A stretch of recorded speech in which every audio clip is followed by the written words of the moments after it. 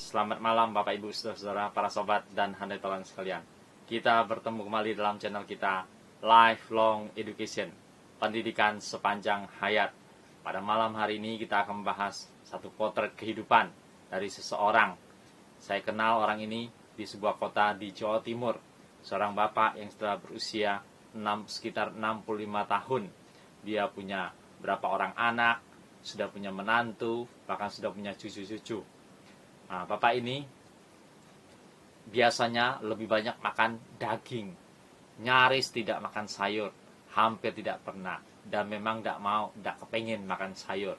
Kadang-kadang diajarin dengan keluarganya, ditawarin oleh family, sanak saudara, bahkan anak, menantu, cucu, ayo makan sayur, ayo makan sayur. Kadang-kadang agak sungkan makan sedikit, kadang-kadang dengan banyak alasan ngomong, ada cabenya pedas, karena dia memang tidak makan sambal, tidak makan yang pedas.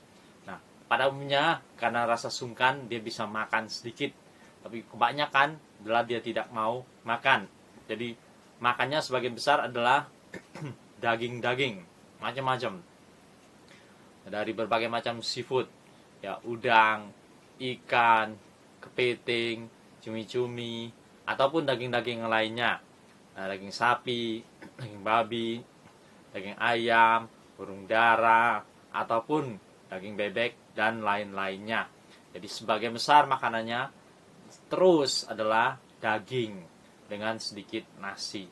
Nah, Bapak Ibu saudara-saudaraku, para sobat dan handai tolan sekalian, orang-orang seperti ini, setelah kita tanya-tanya, periksa-periksa, dan pelajari lebih jauh, pada umumnya bisa diakibatkan oleh 3 macam faktor.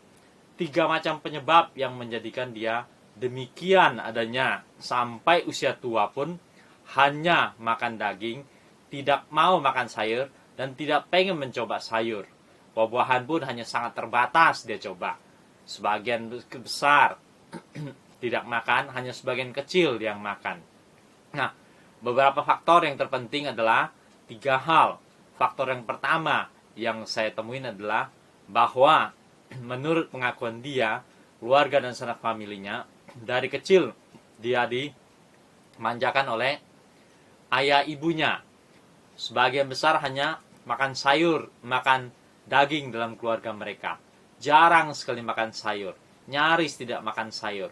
Sudah terbiasa begitu dari kecil, karena dididik dari kecil oleh ayah ibunya yang sangat memanjakan dia. Sehingga demikian dia adanya, sampai ketika sudah menikah, keluarga, sudah punya istri, punya anak, tetap aja dia menuntut pada istrinya, anak-anaknya, hanya mau disiapkan makanan yang dagingnya banyak, jarang ada sayur, pengennya makan daging, setiap hari makan siang, makan malam, termasuk kadang makan pagi.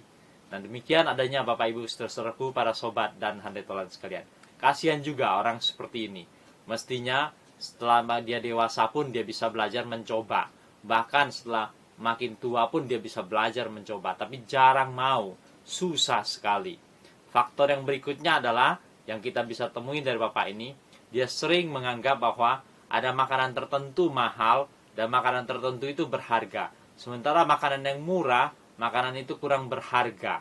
Demikian halnya dengan makanan daging, menurut dia mahal dan itu pasti bagus, sehat, bergizi, sementara yang sayur-sayuran murah dianggap kurang bernilai, kurang berharga. Demikian adanya. Pernah satu kali saya bareng dengan bapak ini, ketika ada keluarga sanak familinya buat sendiri di rumah rujak petis, enak sekali. Saya coba, enak sekali.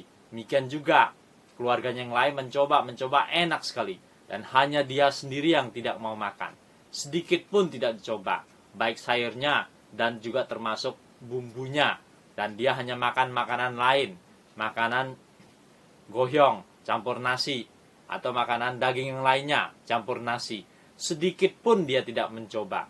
Padahal kita tahu bahwa rujak petis ataupun yang lain mirip dengan itu rujak cingur, banyak sekali sayur-sayurannya dan bumbunya pun lezat.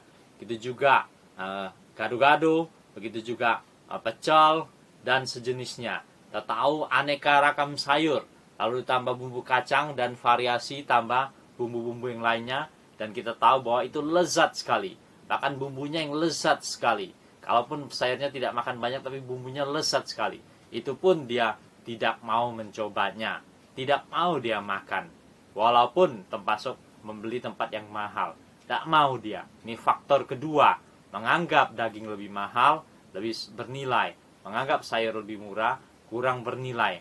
Nah, faktor yang lainnya lagi adalah macam-macam yang faktor yang agak sekunder, mana dia kadang-kadang berpikir, ini saya sukanya makanan Chinese food, makanan tradisional Indonesia yang lainnya saya kurang senang.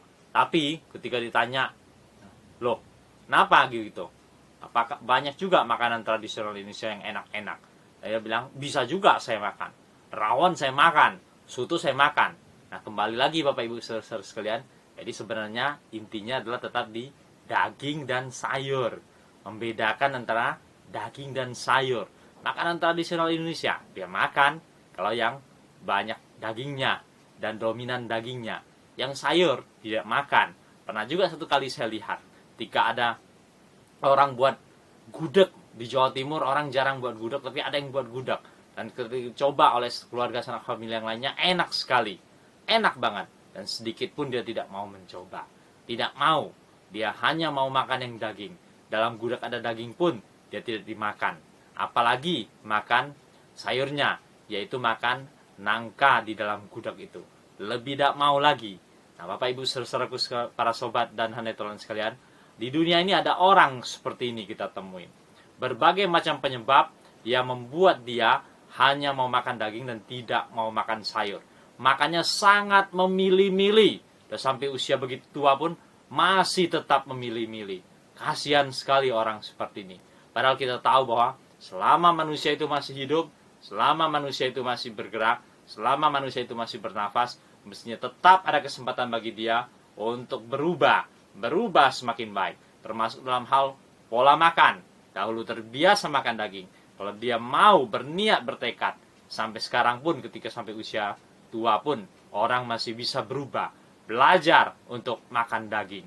Kalau tidak, ya kembali lagi seperti seorang anak kecil yang tidak mau kasih coba daging ini daging. Tidak mau dikasih coba sayur ini sayur itu. Hanya mau yang dia sudah biasa makan aja. Justru dari kecil seorang anak itu harus dididik, diajar. Coba makan sayur ini, coba makan sayur yang lain, coba makan daging ini, coba makan daging itu, coba sayur ini, coba sayur yang lain. Supaya dia terbiasa dari kecil, belajar membiasakan diri, aneka ragam, dan semua itu kaya akan gizi untuk pertumbuhan tubuh jasmaninya. Demikian Bapak Ibu saudaraku, para sobat dan hanetolan sekalian. Biar dari potret kehidupan seorang bapak yang sudah usia tua ini, kita boleh belajar. Dan orang-orang bisa berubah, bukan hanya makan daging, tapi juga bisa makan sayur, makan buah. Dan belajar, mau berubah, bertekad, bekerja keras. Dan orang tua perlu mendidik anak-anaknya. Demikianlah bahasan kita pada malam hari ini. Selamat malam, sampai bertemu pada tema-tema yang lebih menarik lagi.